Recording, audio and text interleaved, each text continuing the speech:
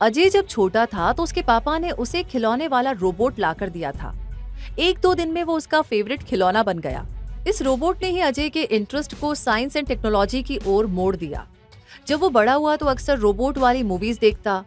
उसने एक दिन द पैसेंजर मूवी देखी और उसमें फिल्म का हीरो पृथ्वी जैसे एक और ग्रह की ओर एक स्पेसशिप में 500 लोगों के साथ ट्रैवल कर रहा होता है। सडनली स्पेसशिप से एक उल्का की टक्कर हो जाती है और कुछ टेक्निकल खराबी के चलते हीरो का स्लीपिंग चैम्बर बिगड़ जाता है और उसकी नींद खुल जाती है।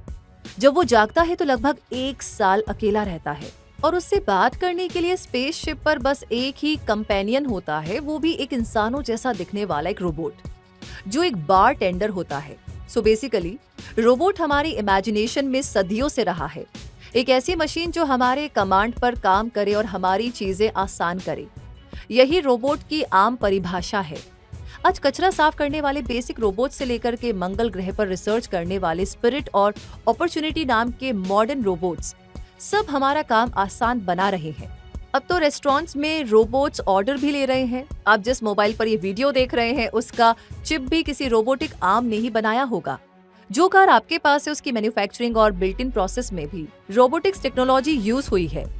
अब देखा जाए तो हर वो बारीक काम जो हमारे लिए करना इम्पॉसिबल है, वहाँ रोबोटिक्स टेक्नोलॉजी की मदद ली जाती है। जहाँ भी कम टाइम में ज्यादा आउटपुट की जरूरत है, वहाँ रोबोट्स हमारे हेल्पिंग हैंड्स है। अब तो नाचने वाले रोबोट्स, गाने वाले, बात करने वाले और इंसानी भाषा बोलने वाले एआई बेस्ड रोबोट्स भी हैं। कई केसेस में इनकी कैपेबिलिटी इंसानों से भी आगे निकल चुकी है। Avengers age of Ultron movie में तो हमने ये भी देखा है कि आने वाले दिनों में रोबोट्स इंसानों पर अपनी हुकूमत चलाने की कोशिश करेंगे। फिलहाल ये सब कुछ काल्पनिक लगता है, पर कंप्यूटर साइंस हर दिन रोबोटिक्स को एडवांस करने में लगा हुआ है। तो आज infinitystream.tv की ये डॉक्यूमेंट्री रोबोटिक्स को एक्सप्लोर करेगी। आप तैयार है ना? आई एम श्योर आप हैं। तो चलिए निकल पड़ते हैं रोबोटिक्स की हाई टेक दुनिया में। अजय अपनी आगे की पढ़ाई रोबोटिक्स में करना चाहता है और इंटरनेट पर अपना ज्यादातर टाइम इन्हीं चीजों पर रिसर्च करने में बिताता है। सबसे पहले उसने शुरुआत की रोबोटिक्स की डेफिनेशन से। तो रोबोटिक्स साइंस, इंजीनियरिंग और टेक्नोलॉजी का इंटरसेक्शन है। ये एक मशीन है जो ह्यूमन एक्शन की कॉपी करता है। रोबोटिक्स कहते हुए थोड़ा क्रिटिकल लग रहा है तो सबसे कॉमन टर्म है रोबोट। ये एक प्रोग्रामेबल मशीन है जो हमें असिस्ट करता है या हमारे एक्शंस को मिमिक करता है। रोबोट्स को जनरली मोनोटोनस टास्क परफॉर्म करने के लिए बनाया जाता है और स्पेसिफिकली बात करें तो रोबोट एक मशीन है जो अपने आसपास के एनवायरनमेंट के साथ इंटरैक्ट करता है, डिसीजन बेस्ड एक्शंस परफॉर्म करता है और ऑटोमेटिकली अपनी जॉब करता है। मतलब कोई काम करते हुए भले ही इंसानी शरीर थक जाए, पर रोबोट्स वो सेम काम नॉन स्टॉप कर सकते हैं। जैसे कार मैन्युफैक्चरिंग यूनिट्स में कार के बड़े बड़े पुर्जे उठाने में, उन्हें जोड़ने में और बारीक से बारीक काम करने में रोबोट्स बहुत तेज होते हैं। लेकिन अब रोबोट्स का दायरा बढ़ने लगा है। ये हमारी आम जिंदगी के काम भी आसान कर रहे हैं और ऑपरेशन थिएटर में सर्जरीज भी कर रहे हैं। साल 2005 तक ज्यादातर रोबोट्स को सिर्फ कार मैन्युफैक्चरिंग यूनिट में ही काम लिया जाता था। ये ज्यादातर एक आम थे जो या तो वेल्डिंग करते थे या गाड़ियों के पार्ट्स जोड़ते थे, पर अब ये क्रिएट भी करते हैं, डेवलप भी करते हैं और रिसर्च भी करते हैं। इनमें सबसे कॉमन चीज है मैकेनिकल एस्पेक्ट जो हर रोबोट में होता है, क्योंकि हर रोबोट किसी पर्पस के लिए डिजाइंड होता है। ये उसका मैकेनिकल कैरेक्टर है। हर रोबोट का एक फिजिकल स्पेस होता है जो साइज एंड शेप में अलग होता है। यही आर्टिफिशियल इंटेलिजेंस के साथ इनका सबसे बड़ा डिफरेंस भी है। सभी रोबोट्स में इलेक्ट्रिकल कंपोनेंट्स होते हैं जो इन्हें पावर देते हैं और इनकी मशीनरी कंट्रोलेबल होती है। ज्यादातर रोबोट्स या तो इलेक्ट्रिकल पावर्ड होते हैं या तो बैटरी पावर्ड होते हैं। हर रोबोट में कुछ ना कुछ कंप्यूटर प्रोग्रामिंग होती है, मतलब इनमें कुछ सेट ऑफ कोड्स डाले गए होते हैं जिनसे ये कुछ स्पेसिफिक काम करते हैं या हमारी कमांड पर रिएक्ट एंड परफॉर्म करते हैं। ज्यादातर रोबोट्स में सेंसर्स होते हैं जिससे वो लाइट, साउंड और मूवमेंट्स को सेंस कर पाते हैं और डिसीजन बेस्ड टास्क परफॉर्म करते हैं। अजय इतना क्यूरियस है कि किसी भी चीज की जानकारी बड़ी डिटेल में हासिल करता है। उसने नेट पर सर्च किया मीनिंग ऑफ रोबोट। क्या आपको पता है रोबोट का मतलब क्या होता है? अगर नहीं तो अभी पता चल जाएगा, क्योंकि अभी हम बात करेंगे हिस्ट्री ऑफ रोबोटिक्स की। तो रोबोट ये शब्द चेक वर्ड रोबोटा से आया है, जिसका मतलब होता है फोर्स्ड लेबर, मतलब जबरदस्ती किसी से काम करवाना। 100 साल से ज्यादा वक्त हो गया कैरल कैपेक नाम के एक ऑथर थे जिन्होंने अपने एक नाटक में रोबोटा शब्द को यूज किया था। उस नाटक का नाम था रोजम्स यूनिवर्सल रोबोट्स, जो कि 1921 में प्रीमियर्ड हुआ था और दुनिया भर में काफी फेमस हुआ। लेकिन कैरल कैपेक ने भी नहीं सोचा होगा कि उनका दिया हुआ कोई शब्द आने वाले दिनों में टेक वर्ल्ड का फेवरेट बन जाएगा और उसी नाम से यूज होने वाली टेक्नोलॉजी दुनिया बदलेगी। अगर रोबोटिक्स के ओरिजिन की बात करें तो यहाँ एरिस्टोटल का यानी कि अरस्तु का नाम लेना पड़ेगा और उनके ऑटोमेटेड टूल्स का जिक्र करना पड़ेगा। दुनिया के महान दार्शनिकों में से एक अरस्तु ने अपने वक्त में ही भाप लिया था कि लोग इस बात पर निर्भर करेंगे कि मशीन्स उनका काम कितना कर पाते हैं या नहीं। अगर मशीन्स आ गए और हमारा काम करने लगे तो हर इंसान, यहाँ तक कि स्लेव्स भी फ्री हो जाएंगे। इससे भी पहले 3000 बीसी में इजिप्शियंस ने ऐसे मैकेनिकल डिवाइसेस बनाए थे जो अर्ली एग्जाम्पल ऑफ रोबोट्स थे। वो एक वाटर क्लॉक था जिसके साथ एक ह्यूमन फिगर जोड़ा गया था जो आर बेल्स बजाता था। उसके बाद 1st सेंचुरी एडी में पेट्रोनियस आर्बिटर ने एक डॉल बनाई थी जो कि इंसानों की तरह चल सकती थी।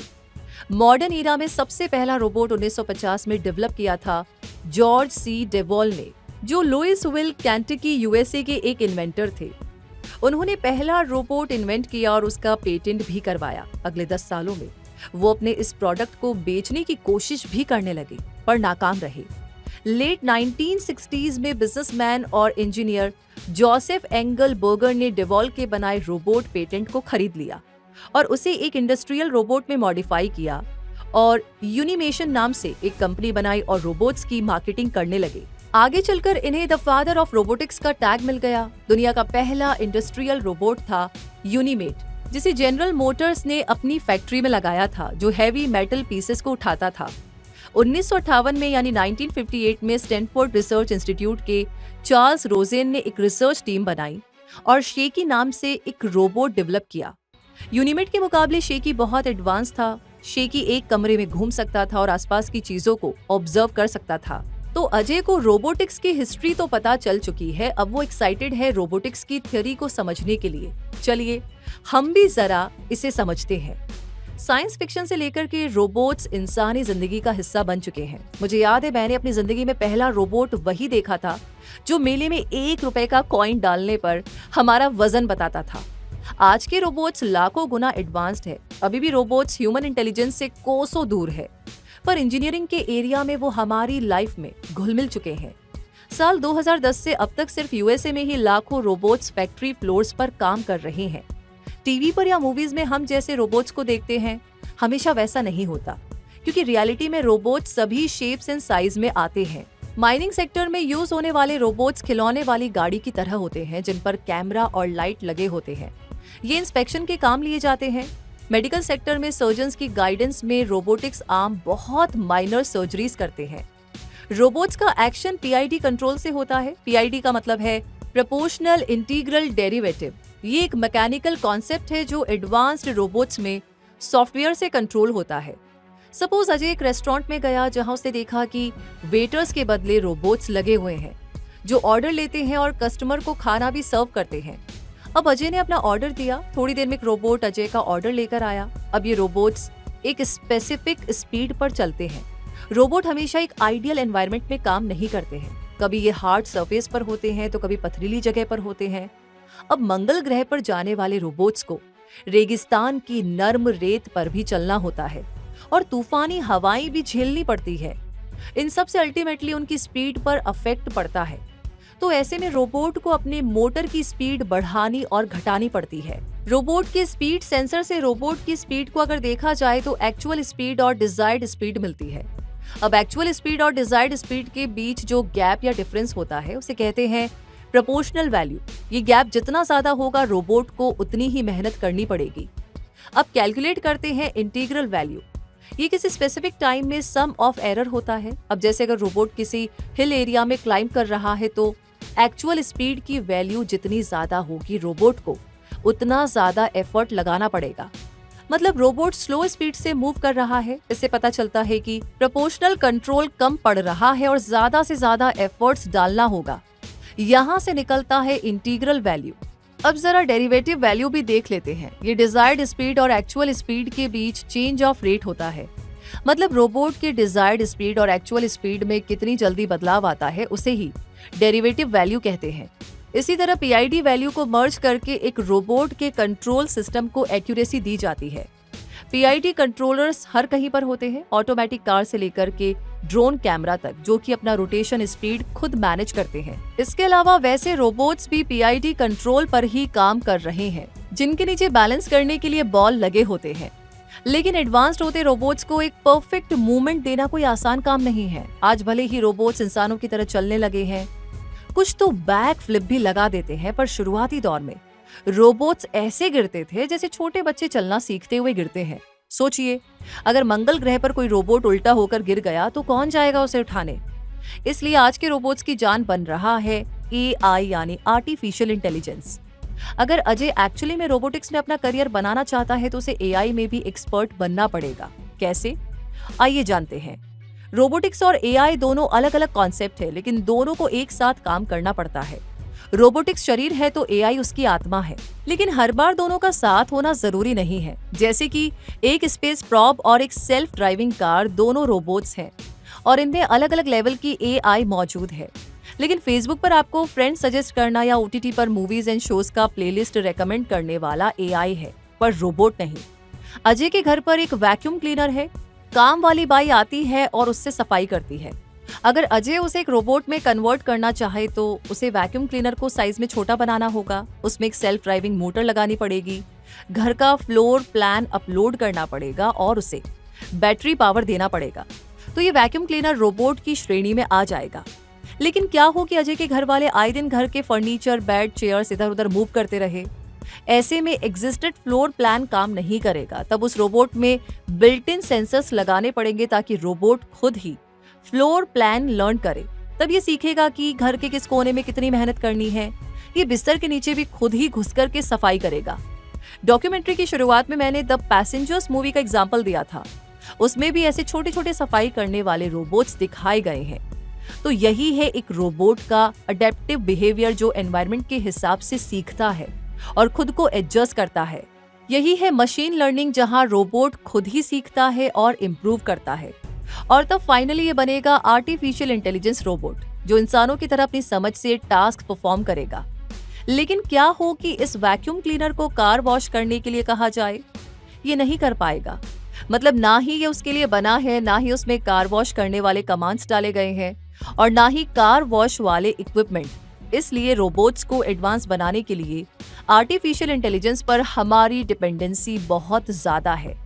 अगर रोबोट बनाने के प्रोसेस पर आए तो ये computer science, engineering, artificial intelligence, machine learning, deep learning, mechanical engineering, electrical engineering, motion science और न जाने साइंस के किस किस विंग्स को टच करेगा।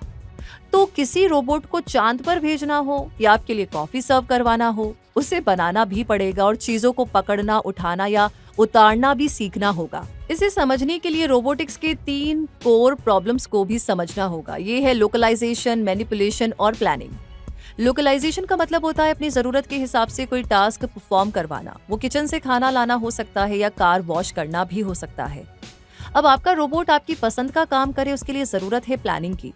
हम इंसान ये दोनों काम साथ साथ करते हैं। मतलब अगर आप किसी मॉल में पहली बार गए तो जूते कहाँ मिलेंगे, वहां तक कैसे पहुंचना है, कौन सा तरीका फास्ट होगा, ये सब कुछ आंखों से हम देखते हैं। और अगली बार दोबारा जब उसी मॉल में जाते हैं तो हमें स्ट्रगल नहीं करना पड़ता।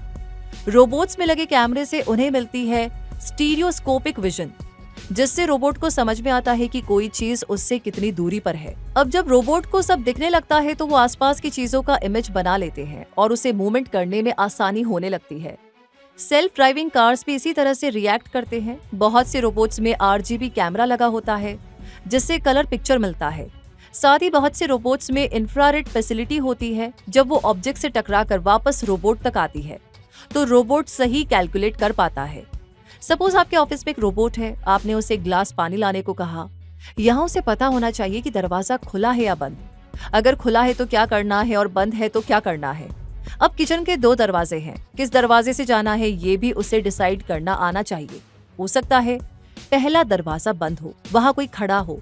कौन सा शॉर्टेस्ट रूट है और कौन सा लॉन्ग रूट है ये भी उसे पता करना पड़ेगा। यही काम मशीन लर्निंग और आर्टिफिशियल इंटेलिजेंस से होता है। अगर आप समझना चाहते हैं कि मशीन लर्निंग और एआई क्या होता है और मशीन कैसे सीखते हैं, तो आर्टिफिशियल इंटेलिजेंस पर एक डेडिकेटेड डॉक्यूमेंट्री हमने बनाई है। प्लीज आप उसे जरूर देखिएगा, आपको बहुत कुछ जानने को मिलेगा। अब आते हैं मैनिपुलेशन पर। आप खिलौने वाला घर जोड़कर बना सकते हैं, राइट? यही काम अगर रोबोट को सिखाना हो तो यहाँ पर दो कॉन्सेप्ट पर काम करना होता है। प्रोप्रियोसेप्शन यानी हम कैसे जानते हैं कि हमारी बॉडी कहाँ है, हाथ आगे है, पीछे है, दाएं है, बाएं है। आंखें बंद होने पर भी हमें ये बातें पता होती हैं। यही है प्रोप्रियोसेप्शन। दूसरा कॉन्सेप्ट है क्लोज लूप कंट्रोल, जिसका मतलब है कंट्रोल विद फीडबैक। इसमें रोबोट्स के सेंसर्स को परफॉर्म करना पड़ता है। सेंसर्स बताते हैं कि रोबोट को क्या और कैसे करना है। अगर आप एक झोला उठाने गए, उसका वजन आपको नहीं पता, अगर आप उसे हल्का सोचकर उठाने जाएंगे और वो भारी निकला, तो आपको ज्यादा ताकत लगानी पड़ेगी और हो सकता है अपना पोजीशन भी एडजस्ट करना पड़े। यही चीज आपको रोबोट बनाते हुए ध्यान रखनी पड़ती है और उसके आर्टिफिशियल इंटेलिजेंस में ऐसे ही कमांड डालने पड़ेंगे। मैनिपुलेशन रोबोट की साइज और उससे करवाने वाले काम के मुताबिक अलग अलग हो सकता है। खेतों में पौधे लगाने से लेकर ऑटोमोबाइल असेंबलिंग तक रोबोटिक सॉल्यूशन से दुनिया भर में प्रोडक्टिविटी बढ़ी है, सेफ्टी इंप्रूव हुई है, बैटल फील्ड्स में सैनिक सुरक्षित है और वैरायटी ऑफ इंडस्ट्रीज को मिली है जबरदस्त फ्लेक्सिबिलिटी। रोबोट्स जब इतने इफेक्टिव हो गए हैं तो जरा टाइप्स ऑफ रोबोट्स भी अब हम जान लेते हैं। ऑटोनॉमस मोबाइल रोबोट्स, जिन्हें AMR कहते हैं, जो दुनिया भर में दिखाई देते हैं और रियल टाइम डिसीजंस लेते हैं। सेंसर्स और मल्टीपल कैमरास से इन्हें मिलती है अपनी सराउंडिंग्स की कंप्लीट जानकारी। साथ ही ऑनबोर्ड प्रोसेसिंग इक्विपमेंट से इन्हें मिलती है एनालिसिस पावर, ताकि अपनी ओर आने वाली किसी भी चीज या इंसान से टक्कर को अवॉइड कर सके, सही पार्सल पिक कर सके या फिर फ्लोर क्लीनिंग के समय अप्रोप्रिएट सरफेस को डिसइंफेक्ट कर सके। ये बेसिकली मोबाइल सॉल्यूशंस देते हैं जहां लिमिटेड ह्यूमंस इनपुट की जरूरत पड़ती है। अगला नाम है ऑटोमेटेड गाइडेड व्हीकल्स या AGV, जो ज्यादातर फ्रीली मूवमेंट करते हैं। इनके ट्रैक्स भी प्री डिफाइंड होते हैं और कभी कभार ही ऑपरेटर की जरूरत होती है। इन जनरल इन्हें चीजों की डिलीवरी या यहाँ वहाँ ले जाने के लिए यूज किया जाता है। आमतौर पर ये वेयर हाउसेज और फैक्ट्री फ्लोर्स पर दिखाई देते हैं। अगला टाइप ऑफ रोबोट है आर्टिकुलेटेड रोबोट्स, जिन्हें रोबोटिक आर्म्स भी कहते हैं। ये इंसानी हाथों की तरह ही काम करते हैं। इनमें 2 से लेकर 10 रोटरी जॉइंट्स होते हैं। हर एडिशनल जॉइंट या एक्सेस से मिलता है ज्यादा घुमाव या डिग्री ऑफ मोशन, जिनसे मिलता है ARC वेल्डिंग, मटेरियल हैंडलिंग और पैकेजिंग जैसी काबिलियत। अगला रोबोट है ह्यूमनॉइड्स, जो इंसानों जैसे दिखाई देते हैं। ज्यादातर मोबाइल ह्यूमनॉइड रोबोट्स देखे जाए तो टेक्निकली ऑटोनोमस मोबाइल रोबोट्स की कैटेगरी में आते हैं। इस तरह के arms human centric functions perform करते हैं और इंसानों की तरह दिखाई देते हैं। इनमें भी AMR जैसी ही टेक्नोलॉजी होती है, जिससे सेंस, प्लान और एक्ट होता है। अब अगला रोबोट है कोबोट्स। इन्हें इंसानों के साथ काम करने के लिए डिजाइन किया जाता है, जबकि ज्यादातर रोबोट्स को इंडिपेंडेंटली काम करने के लिए बनाया जाता है। कोबोट्स ह्यूमन फोर्स या वर्कर्स के साथ मिलकर के काम करते हैं ताकि लोगों की मदद हो सके।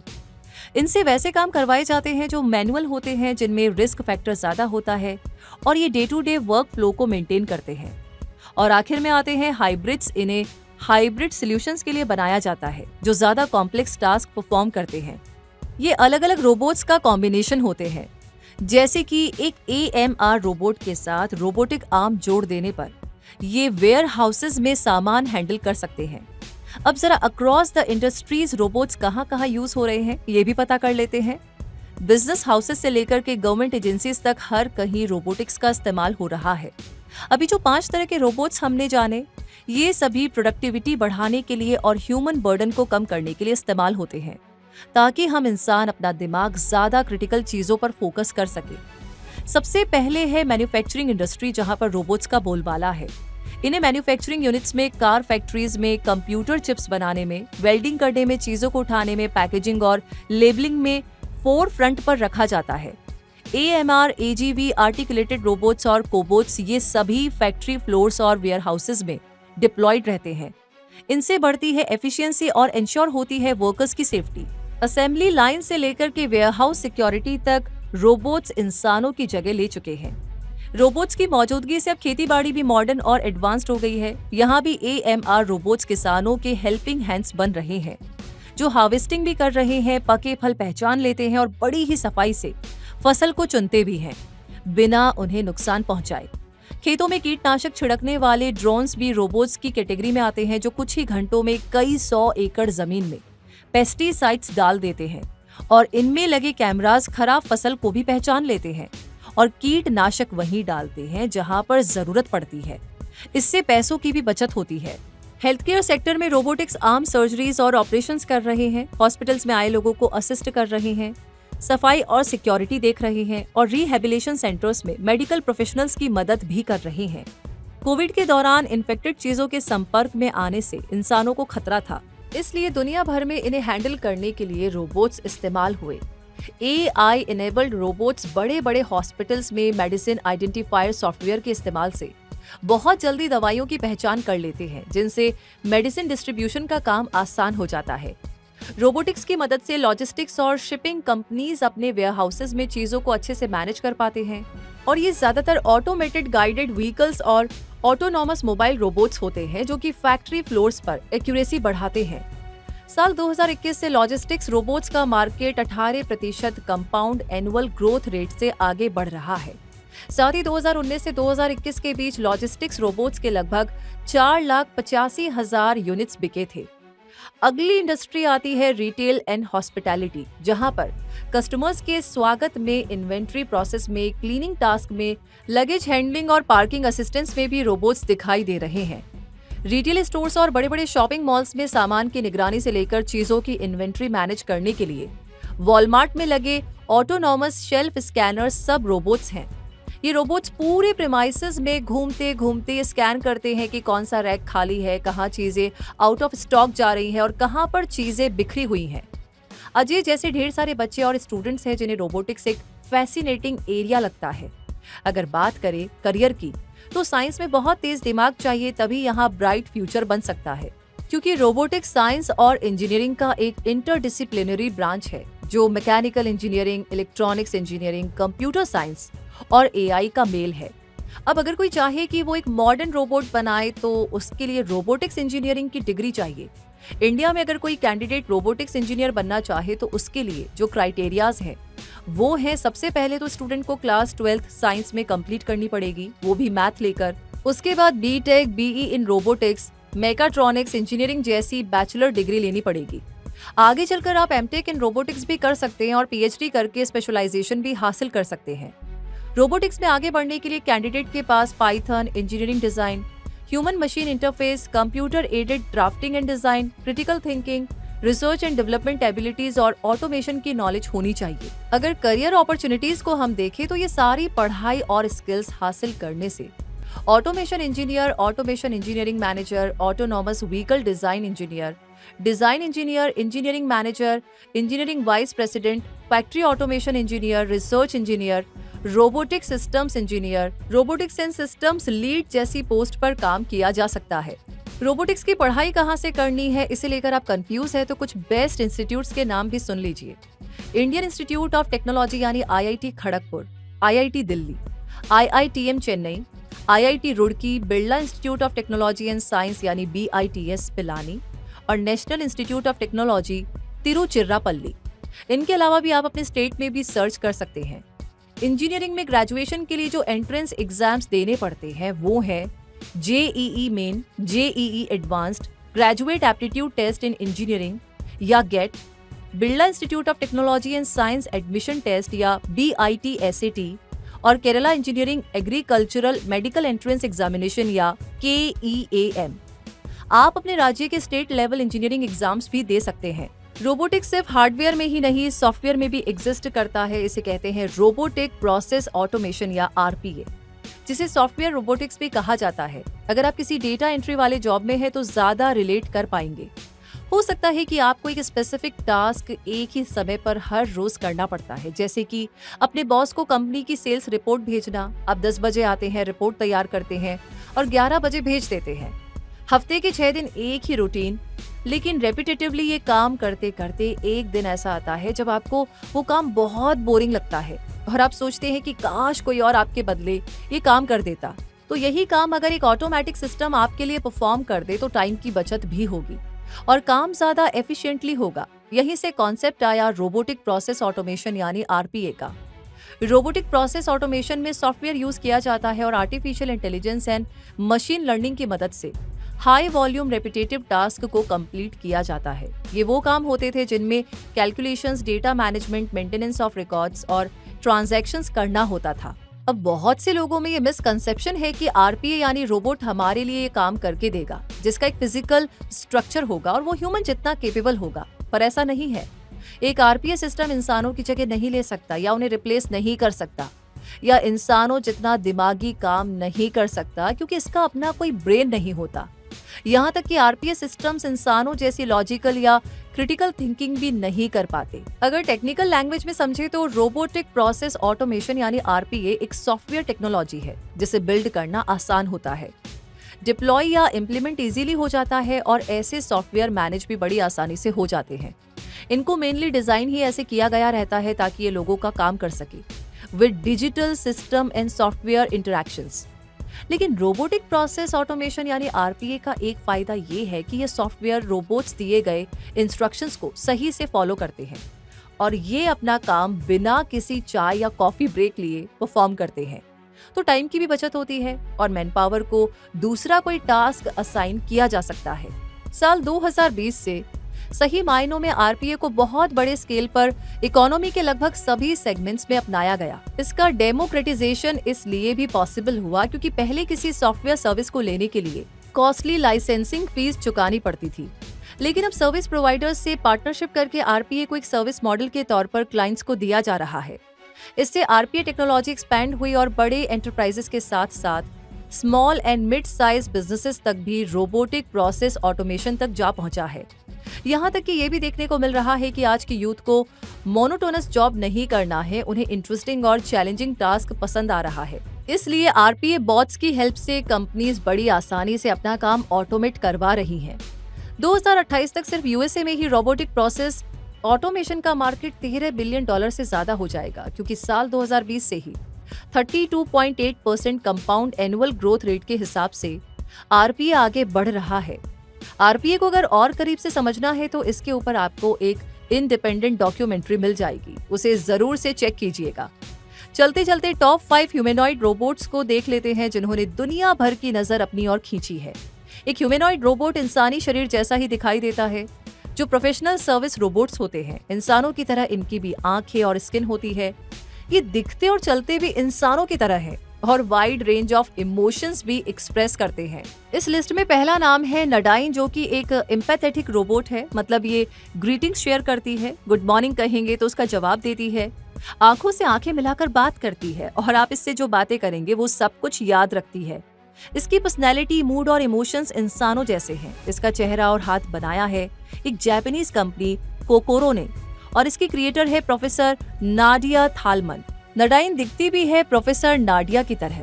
अगर ये आपसे पहले मिल चुकी है तो प्रीवियस कॉन्वर्सेशन पर बेस करके ये बातें आगे बढ़ा सकती है। इसमें 3D डेप्थ कैमरास, एक माइक्रोफोन और वेबकैम लगे हुए हैं जो कि विजुअल और ऑडियो इनपुट्स इकट्ठा करते हैं। सिंगापुर के आर्ट साइंस म्यूजियम में जब नडाइन को एग्जीबिशन के लिए रखा गया था तो लगभग 1 लाख विजिटर्स से इसने इंटरैक्ट किया था। अगला नाम है जेमिनॉइड डीके और ये रोबोट डेनमार्क की यूनिवर्सिटी ऑफ अल्बॉग के प्रोफेसर हेनरी शराफे का रियलिस्टिक ट्विन है। इसे एक प्राइवेट जापानीज फर्म और ओसाका यूनिवर्सिटी ने मिलकर बनाया है। इस प्रोजेक्ट को ओसाका यूनिवर्सिटी के इंटेलिजेंट रोबोटिक्स लेबोरेटरी के डायरेक्टर हिरोशी इशिगुरो ने सुपरवाइज किया था। न सिर्फ इसका ओवरऑल अपीयरेंस प्रोफेसर हेनरी शराफे से इंस्पायर्ड है, बल्कि ये रोबोट बिल्कुल प्रोफेसर हेनरी शराफे की तरह बिहेव भी करता है। ये इतना रियल है कि लोग इसे असली इंसान तक समझ लेते हैं। इसे बनाने का मेन पर्पस ही यही दिखाना है कि रोबोट्स भी इंसानों की तरह दिखते हैं।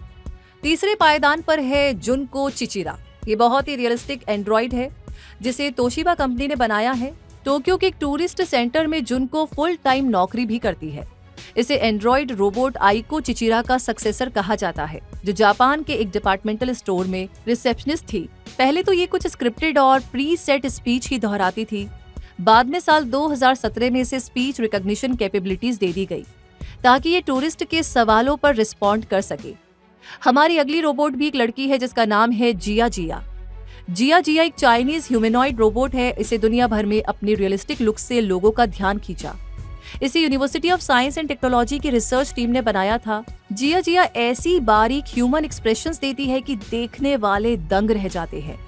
बात करते हुए ये स्पीच जनरेशन एल्गोरिदम्स और फेशियल रिकॉग्निशन टेक्नोलॉजीज की मदद लेती है। इसके बात करने के तरीके अभी भी स्मूथ नहीं है, पर ये एक परफेक्ट ह्यूमन अपीयरेंस देती है, जो इसकी यूएसपी है।